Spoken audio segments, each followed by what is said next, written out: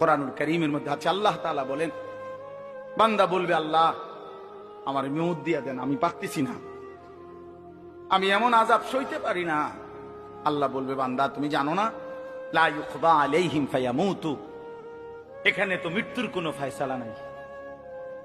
বান্দা বলবে আল্লাহ তাইলে আমার আযাবটা একটু হালকা করে দেন, আমারে মাসে একদিন বিরতি দেন, আমারে 24 ঘন্টার মধ্যে 10টা মিনিট একটু জিরাইতে দেন, আমি যে আর পারছি না এই আগুনে।